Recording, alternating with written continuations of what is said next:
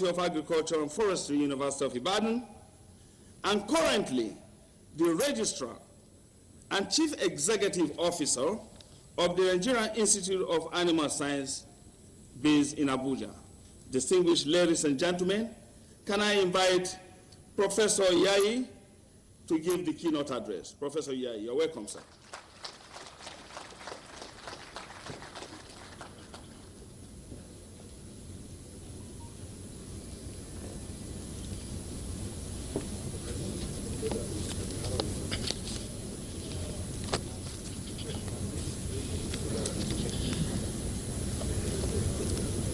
Your Excellency,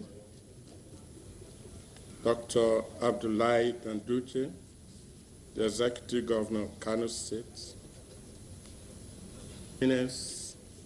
the Sultan of Sokoto, His Royal Highness, the Emir of Kano, my distinguished Senator, Senator Barau Jibrin, representing the Senate President. I also recognize the representative of the Minister of State for Agriculture, chairman of this occasion, and also chairman of the conference, Professor Atahiru Jega. I'd like to, first of all, thank the organizers and thank His Excellency, the Governor of Kano State, for inviting me to give the keynote address of this conference.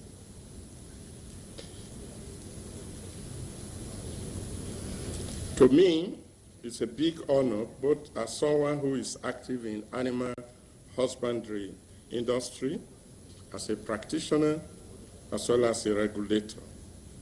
Secondly, it is a subject that is of utmost importance to the nation at this time, more so now than ever before because of the huge potential that the animal husbandry industry possesses to earn foreign exchange for this country.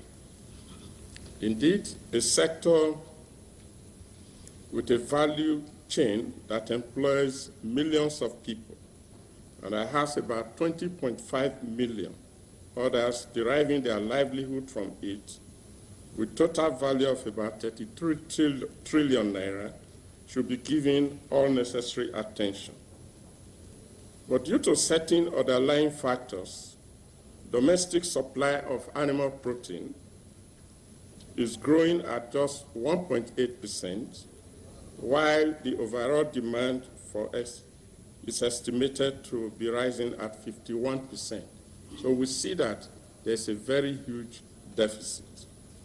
Also, out of the estimated demand of about 1.7 million metric tons of milk, only about 692,000 tons are produced locally. The shortfall has to be imported at an annual estimate of about $1.5 billion. Our meat consumption is 360,000 tons annually, accounting for half of all of West Africa. And the market is expected to be accounting for half of West Africa. The revenue in the meat segment amounted to about $30 billion last year, and the market is expected to grow by 8.79% in the next 5 years. Our demand for beef is met by importation of trade animals from neighboring countries to complement what we have. For poultry meat, our national output is 551,000 metric tons and demand of over 1 million, leaving a supply gap of over 500,000 metric tons. Thus, we have a huge industry at hand that can bring us enormous wealth, surpassing that from oil, and without the pains associated with oil as our major source of revenue. It is therefore important to critically examine the role that this sector can play in enhancing our economic wealth. But we also know that livestock contributes nearly 40% of total agricultural output in developed countries and about half of that in developing countries, supporting livelihood of 1.3 billion people worldwide, according to FAO reports. Livestock is reported to provide over half of the value of global agricultural output and one-third in developing countries, which is viewed as a food revolution. Livestock are capital assets produced in the past and contributing to future product output. Investment in or the acquisition of livestock involves saving or borrowing, justified by the expected future return on capital. The Nigerian livestock sector is very vital to the socio-economic development of the country, and it represents an important source of high-quality animal protein, contributing about 36.5% of the total protein intake of Nigerians, generates employment, income, and earns foreign exchange for the country. The livestock subsector in 2022 was estimated to contribute about 17% of the agricultural demands, and struggling supplies result in stressed surroundings. Operators and farmers need to balance their activities continuously, taking into account livestock performance as well as customer, consumer, and societal demands. As livestock feed contributes up to 80% of the total cost in meat and milk production, and profits in the chain are usually under pressure, improving feed and feeding programs are an important component of sustainable production systems in order to optimize productivity and efficiency. And I would like to just run through this section by saying that the aspect of feed that we need to focus on are feed quality as well as quantity. Are there ways that we can diversify the current production method that we have for feed, especially for cattle, for beef cattle and for dairy cattle? Do we need to introduce the feeding of our livestock different from humans? So science will help us to look at this, because natural grazing is the major source of livestock production, especially in the northern part of the country, which mainly depends on it. However, the grazing lands do not fulfill the nutritional requirements of the animal, particularly in dry season, due to poor management and their inherent poor productivity and quality. With the inherent increased browse that was dry season forage has been wiped out to supply urban fuel and construction wood. And this is another social problem that we are grappling with. Natural grazing land is deteriorating rapidly due to lack of attention, and its carrying capacity declining due to high stocking rates, especially in pastoral areas of the country. Other equally important factors include soil fertility, land tenure through change ownership. We heard the chairman of the conference telling us just now that there's a conflict between land tenure and the policy to open up more land for grazing. Water resource depletion, grazing reserves, and their challenges.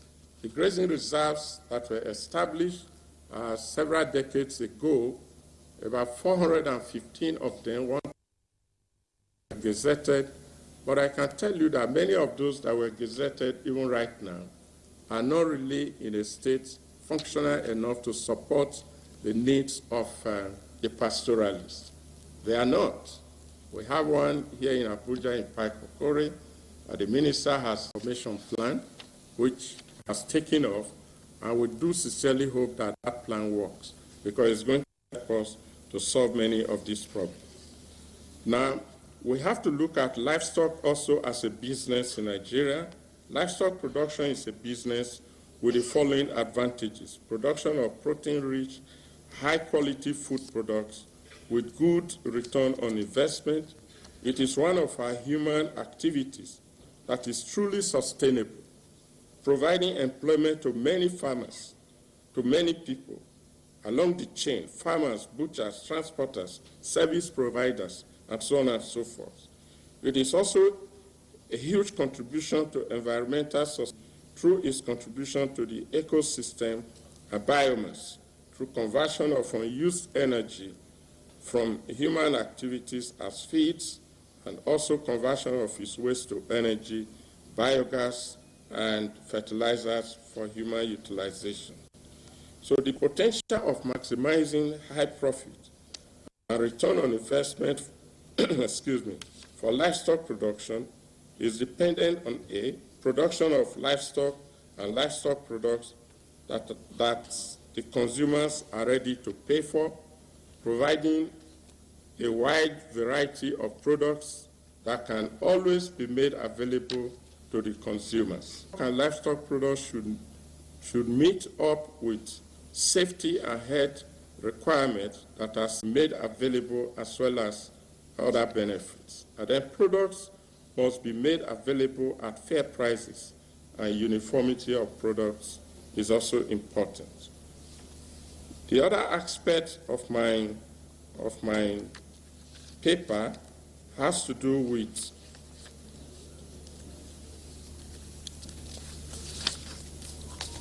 the market in our livestock industry. Nigeria is one of the leading countries in cattle production in sub-Saharan Africa. Cattle production and marketing are notable employment and income-generating livelihood activities for many Nigerians.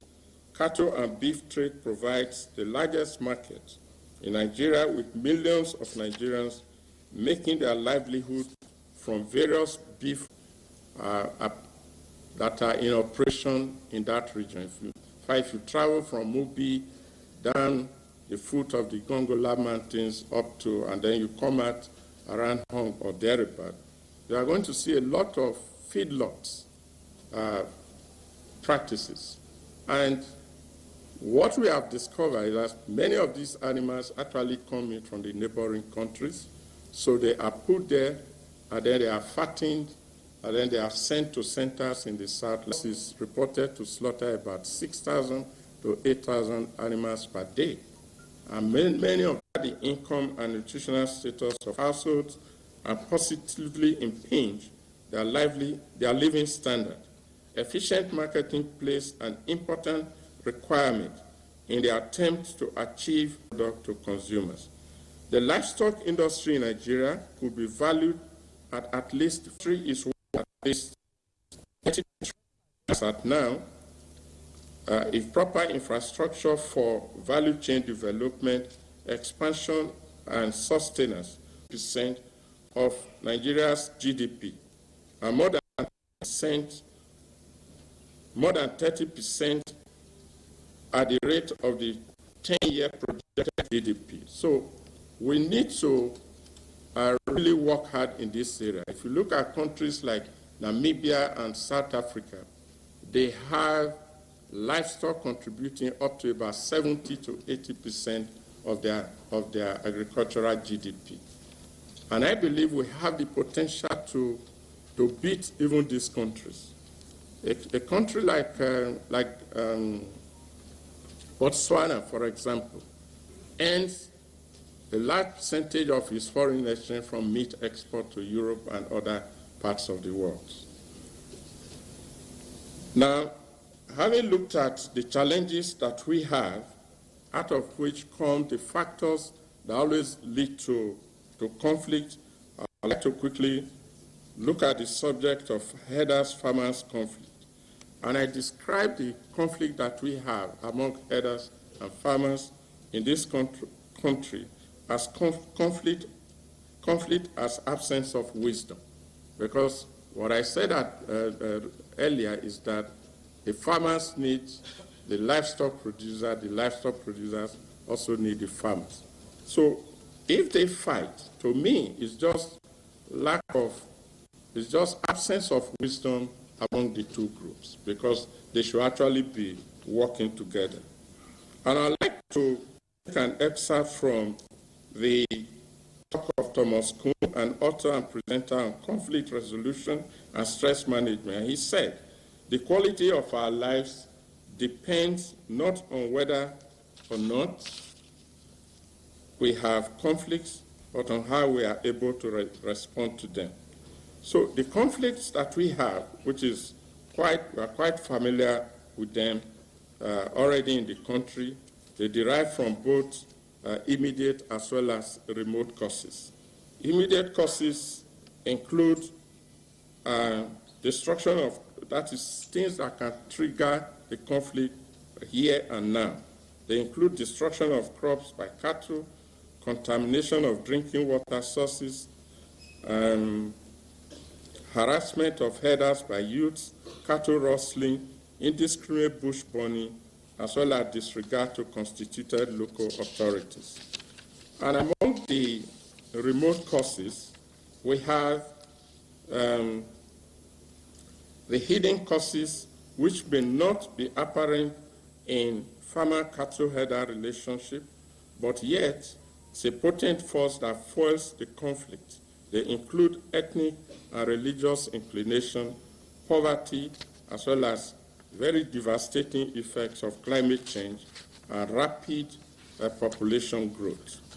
Now, these are factors we have seen that the conflicts among herders and farmers. So it means that if we walk around these factors and try to find solutions to them, then we might be able to eradicate the conflicts among herders and farmers. Strategies that can be adopted in this regard include creation of awareness of climate change, which is very important, tree planting campaign in order to boost agroforestry, use of improved technology, which is going to come from research and development, create a committee, especially at the community level, with the traditional rulers and our royal highnesses seriously involved. This will also help to solve the problem. Establishment of open communication channels. We should be open to each other in the community, especially among the stakeholders, so that we'll be able to pinpoint where friction is going to come from. Interreligious dialogue, very important. Payment of compensation for crops that are destroyed or animals that are unfairly killed. Establishment of grazing land policy and adoption of ranching policy. I think it is clear to, it should be clear to all of us now that the practice of open grazing, which is one of the causes of the conflict that we have, the farmers and the herders in our community. Then we must also adopt the early warning mechanism, which is a mechanism that helps us to locate very flash points or flash issues that can lead to conflict. In security, in security agencies deploy this, but it is to the person that is generating the early warning signals. But what we are saying here is the early warning mechanism should be able to point out issues that can defend both the victim or the person that is envisaging is going to be a victim, as well as the other person, so that the community as a whole lives in peace. Now, I want to conclude on two notes, and one of them is most often we do not understand that. Thank you. On this note, let me invite our royal father, the Ebe of Kano, for his goodwill and fatherly goodwill message.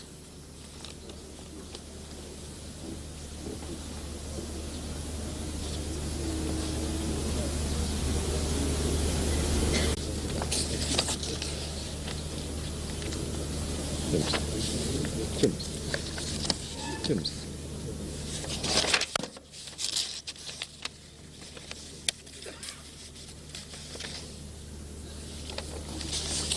أعوذ بالله من الشيطان الرجيم بسم الله الرحمن الرحيم صلى الله على النبي الكريم. His Excellency the Governor of Kano State, His Excellency the Deputy Governor, my leader, His Eminence the Sultan of Sokoto, other eminent personalities.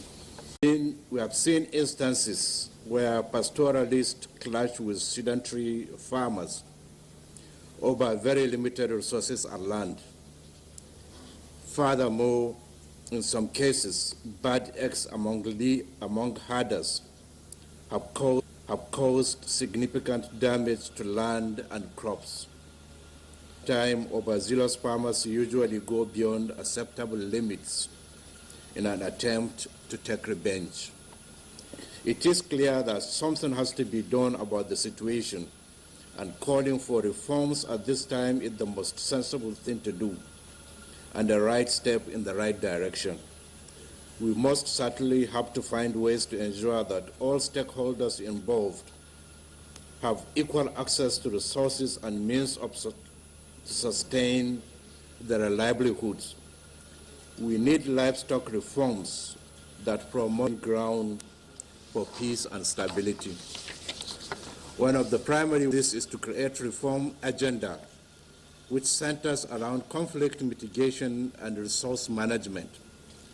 This agenda should include the establishment and resuscitation of grazing reserves as suggested by many experts and well-meaning Nigerians, and other methods of land utilization.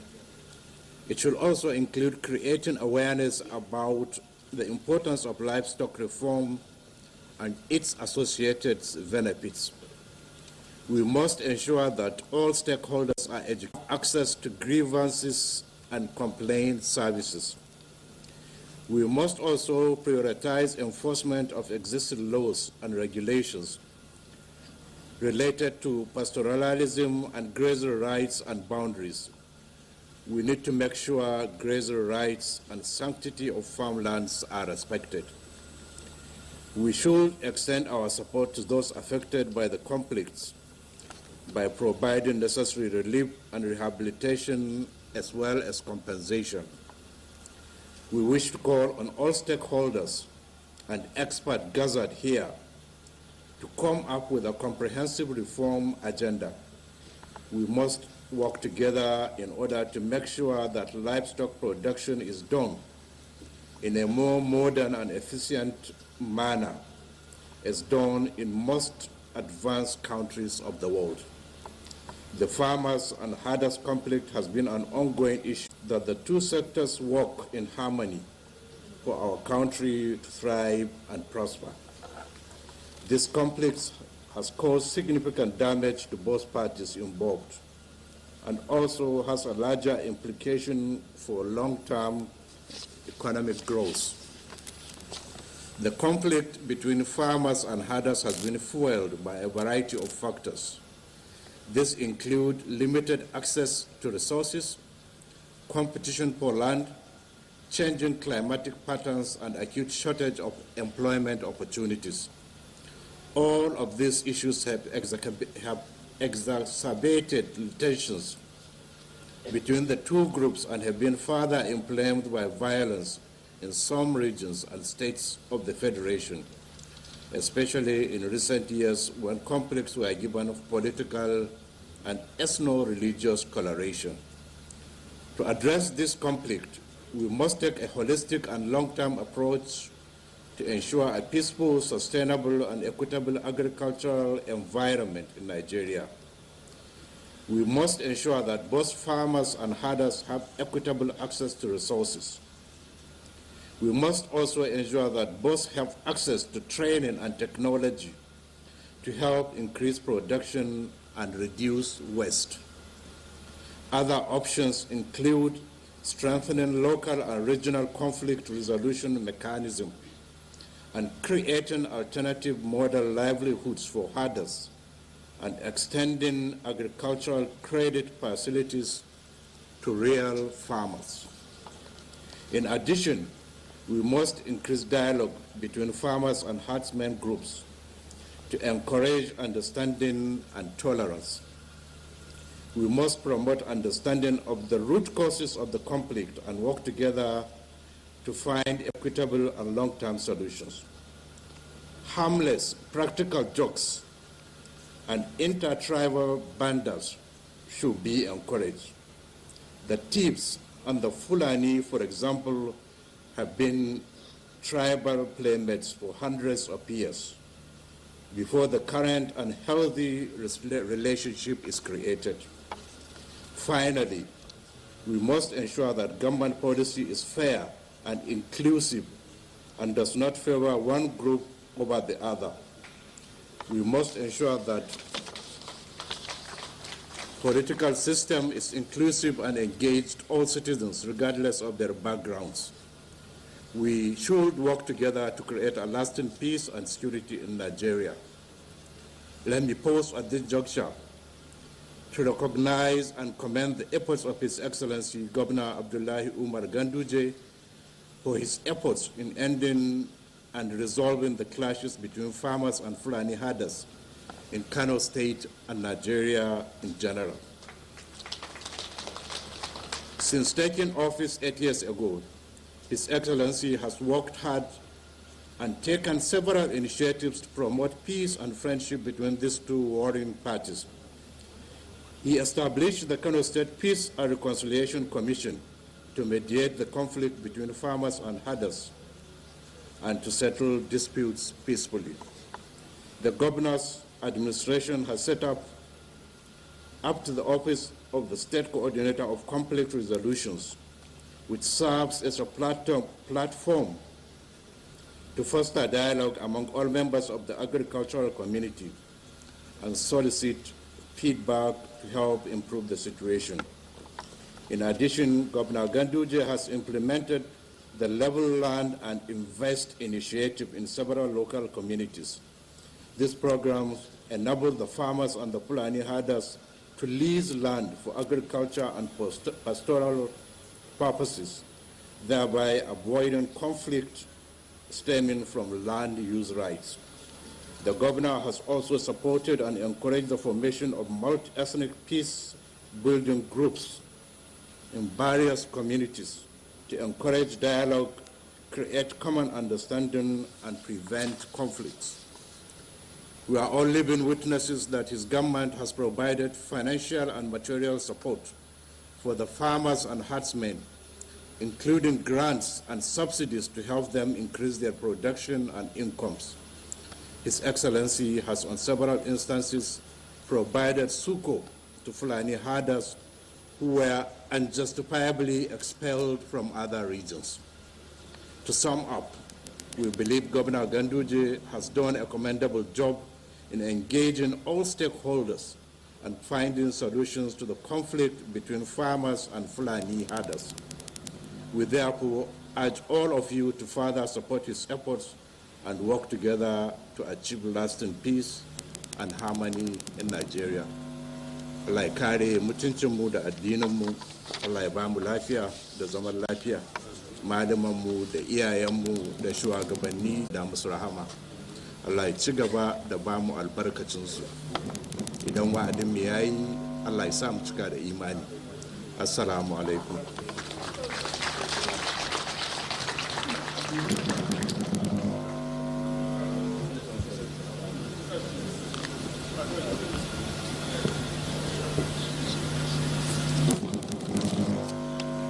Please, another round of applause for our royal father.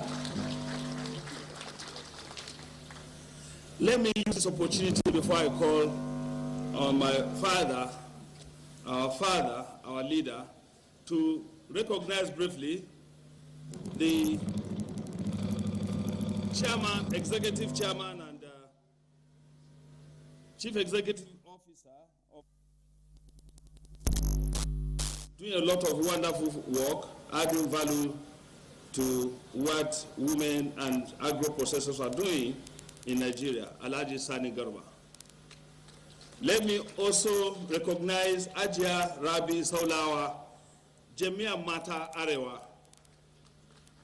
You're welcome, ma'am. Thank you.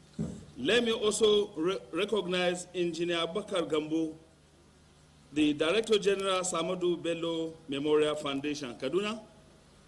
Engineer, welcome.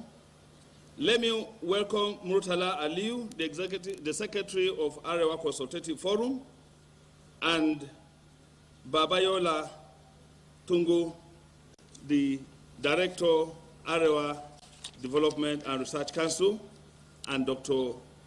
Murtala Aliu of Arewa House.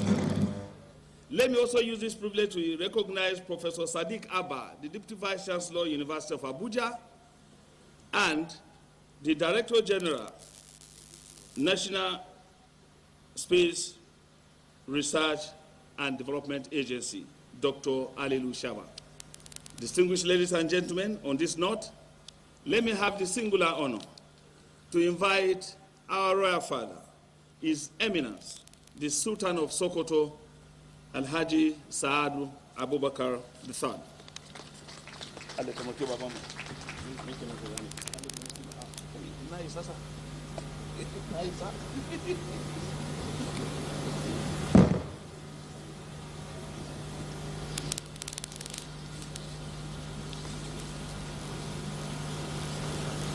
أعوذ بالله من الشيطان الرجيم بسم الله الرحمن الرحيم وصلى الله على النبي الكريم. I stand on the existing protocol, but I must recognize the brain behind this gathering, the governor of Kano State. I would like to thank Almighty Allah subhanahu wa ta'ala for bringing us to Abuja, to this conference hall this morning for this very important and timely conference.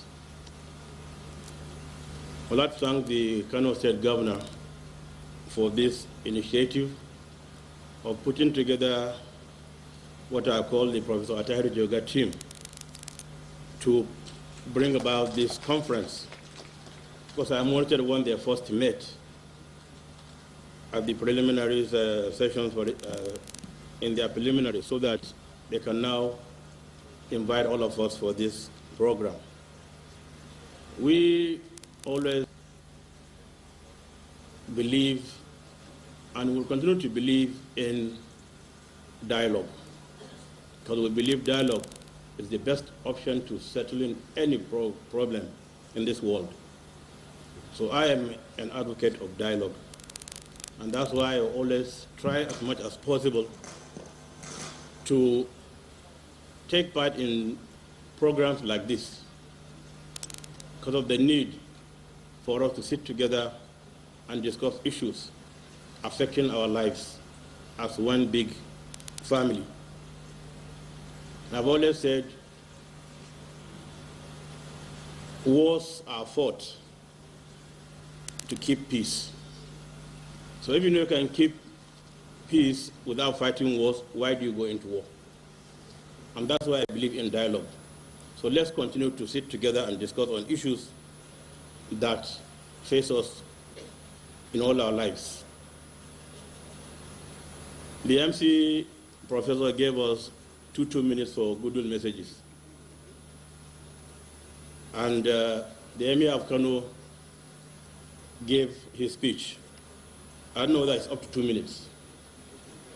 So what Emir of Kano has given, the time he took to give his speech of 2 minutes, I will also double the timing. And I know the professor will not come and stop me. Being a lecturer at University of Ibadan, the #1 university in this country, in this part of the world, which I'm proudly the chancellor of that university. So if you are from UI, say Alhamdulillah. So many voices, you see. Your Excellency, we congratulate you for this initiative. We're in Kontagora when you called and said, this program is holding today. And I said, inshallah, we'll see how things turn out. And I had another program this morning, but I just rushed it and came in here. But I said you should continue, since the Emir of Kano is here, I will join them later on. I came in when Dr. Mansour Sarkim Bandambata was speaking, and listened attentively to what he said. In most of the programs I attend, I hardly have a written speech, but I listened to what speakers said before me, took note, and then maybe make comments on them, because of based on the level of importance of such things. But what you have heard here are so important, all are so important, that maybe if I am to go one by one into the comments made, it will take a much longer time, and I'll be given another keynote address like Professor Iyai did, because he said finally almost about 5 times. So when the professor says finally, finally, finally, he will continue saying finally. But I won't say finally because I'm just starting. I came in when Dr. Mansour Sarkim Bandambata, picture I saw in the program, in suit, as a district of Dambata, and I think another government commissioner, I will query you, because they are the one who put this program together. Just when he made very important comments, and one comment I want to pick is the proliferation of arms in West Africa. I was in ECO Secretariat as a military officer. We fashioned out the moratorium on these small arms and light weapons in Gambia, because it was my responsibility then. And we had meetings of heads of state. Where is this moratorium? Entered by ECOWAS or is gone to the dustbin? There's need for us to ask ECOWAS to bring out this moratorium to this conference, to the implementers of this conference. Look at it and see how can we, based on what we've discussed here today, use that moratorium to help ECOWAS in checking the illegal spread, illegal acquisition of small arms and light weapons in our sub-Saharan Africa. But it's very important. That's why everybody has a weapon, and people go around freely, and they have these weapons to do whatever they want to do. The conference, I said, is very timely because of the situation we're in. And I've had comments about, I completely picked what the Emir of Kano said, everything. These are some of the things I had wanted to say. And one good thing that he spoke before me. Because if I had spoken before, he would now come and say, well, since Sultan has spoken, I won't say anything. But sometimes I used to tell him, go and say something. Now he has spoken, and whatever he has said is what I have wanted to say. And so I have taken my own speech from him. It's not himself that, it's not him who said so, it's me who said so, as my representative. He captured the exact points that we need to discuss at this conference. The farmers-herders clashes, which we witness now, of recent, in the last 1 decade also, is purely an economic issue, not tribal, not religious. Have turned it into a political jamboree. And whatever issue of development you bring politics into is doomed to fail. We have seen the problem of insecurity. It's been politicized. Where we're heading to, things are getting worse. Lack of development, insecurity. This issue of farmers-herders clashes has been taken up 2008, when I became Sultan 2006. We put a committee of chief and Fulani leaders in this country. The late Emir of Gombe, Allah Tamasa, late Totif, were the chair and vice chair of that conference, had a very big book. The outcome of that conference, of that meeting, for 1.5 years they were meeting, there was no single clash in the Benue Valley between farmers and herders. Why? Because the leaders were discussing on the best way out. That's what we believe should be enacted. Where is that report? I gave a copy to President Gula Jonathan and through Vice President Nama Disambo. We'll look for that booklet and see how we can pick some things out of that, of the proceedings, and marry with what is going to be the outcome of this conference today. Because we don't have a problem of having very good ideas about how to resolve our problems. What we have is lack of implementation. And some of you have talked about implementation. Whatever we've come up with from this conference, we must find a way of implementing it. And one of the best ways, maybe as a suggestion, I'm not enforcing on anybody, the committee the governor put together, a 30-man team of highly distinguished Nigerians from across the country to be consultants to the implementation of this conference. That will be taken to the Northern Governors Forum by the governor himself, who is a member.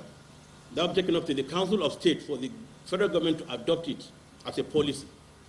I know when we were invited by Goodluck Jonathan for the National Council of State, National Council of Security, to discuss about this issue. Akinwumi Adesina was the Minister of Agriculture. Myself and camp president as direct co-chairs were invited as religious leaders. A very big document, beautiful document, was given to all the state governors. So many of the contents of that document were the things being mentioned out today here for all these issues of ranching and so on and so forth. Where is that document? Let's look for that document and see how we can pick some things from that document. Additionally, the president of African Development Bank, Mansour is the vice president of Islamic Development Bank. So let's see how, because you are a member of this committee now, let's see how we can also pick some of those things, because there are beautiful things written there. Forget about the issues of politics. Some governors will say they have no land to give for grazing reserves. You don't own land, God owns the land. And whatever you're going to do is going to be beneficial to the common man that God Almighty placed their leadership on you. Please do it. Forget about politics. Because politics will not take you to anywhere. As a governor, you have maximum 8 years. When you're gone, people will still remain there. So see how we can reach out to everybody. Let's keep politics aside. Issues of development, especially for the common man, should please be non-political. Let's do the best we can, because God Almighty gave us their leadership. One day they will, God forbid, rise up against bad leadership. And Almighty Allah will ask us also when we get to Him, what did you do with the leadership I gave you? When you don't have answers, too bad. So let's do the best we can. This is a very good forum. We're trying to do what we believe we should do. After all this long to from professors and whatever, how do we get the information down to the common chief man who is a farmer, the common Fulani man who doesn't know anything about development in his life? He only cares about his cattle. How can he get water and pasture for his animals? How do we get the outcome of this conference to them? Traditional institutions and others. Let's see how we can use that. So I believe after this, maybe we can also reach out to traditional rulers and have a conference with all the national capital traditional rulers and discuss some of these issues. At the end of which, we can now go back to our people. But this long Turanchi will not get to the ears of the man. Okay, Metala is here. He knows the problem of getting down to the grassroots. We have been doing it. I have been to Benue Makodi at least 3 times as Sultan to sit with the governors and the traditional leaders to discuss about peace in the Benue Valley. At the end of it, when we have come with suggestions, we throw them away. Nothing is done. Back to square one. Let this conference not be in the same manner. Whatever we have agreed we should do, please, let's do it, and let's do it well. And let's do it now. But there's no time, there's so much agitation, people are angry and hungry. And anyway, I won't say there's no money. Is there money? Where could you go? Where could you? No cash go? So, alert. People are angry and hungry. Let's see how we can douse the tension. We'll go and implement this. And they are given free hand to go around to meet the governors, meet the traditional leaders, so that we'll do something about it. Let people see that, yes, we are serious. And we must be serious. Do something about it. Let people see that, yes, we are serious. And we must be serious. Thank all of you. Thank the governor, all those who have attended this conference. And we're always ready and very, very open to contribute further on things we have known due to our experiences in military, in the position we're in, our mixing together with other leaders from across the world. we'll be able to put in certain words together for Nigeria to be a much better place. So we wish you all the very best. We wish you a successful conference, and may the outcome be the best for us. Wassalamu alaikum wa rahmatullahi wa barakatuh.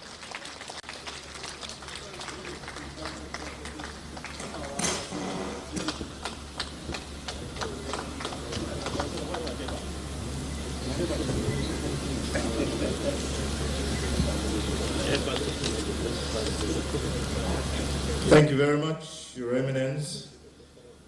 His Eminence is always a delight to listen to, not just at conferences like this, but even at other gatherings.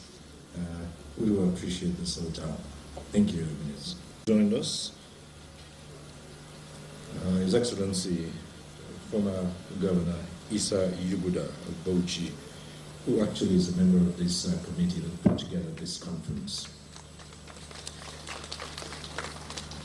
And now it is my singular pleasure and honor to invite the one at whose instance this initiative of this conference was put together, and who has given all the support that has been attested to by many of the speakers here, His Excellency, the Governor of Kano State, Dr. Abdullahi Umar Ganduje, to now deliver his address.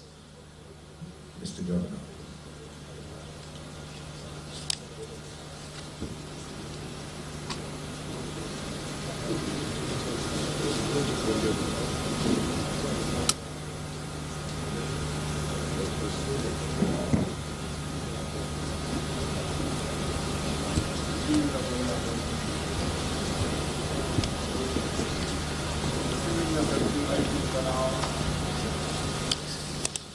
أعوذ بالله من الشيطان الرجيم بسم الله الرحمن الرحيم الحمد لله رب العالمين. Your Excellency, the Deputy Governor of Kano State, Dr. Nasiru Yusuf Gawuna, and our gubernatorial candidate, and our Governor, inshallah. The third, who gave us the fatherly remarks and the grandfatherly remarks as well. We thank you for coming. His Royal Highness, the Emir of Kano and Chairman of Kano State Council of Emirs, His Royal Highness, the Emir of Wasi, our brother,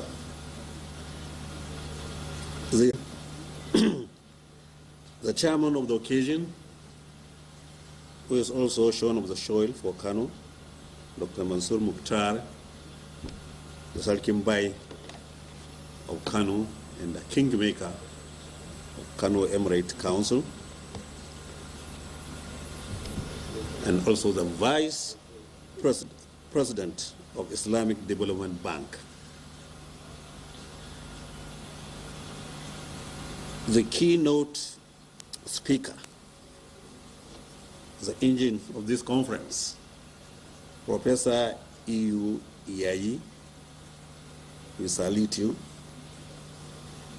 The President of Mieti Allah Association, Japama, Allah Hoki Al Jannah,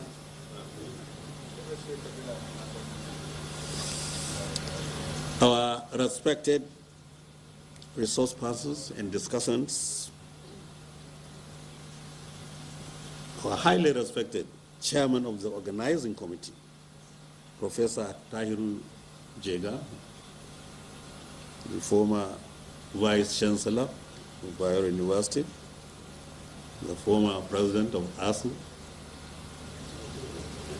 the former chairman of INEC, and the chairman of all important conferences in Nigeria, members of the organizing committee, participants, members of the press, ladies and gentlemen, peace be upon you all. It is with great pleasure that I welcome you all to this national conference being hosted by the government of Kano.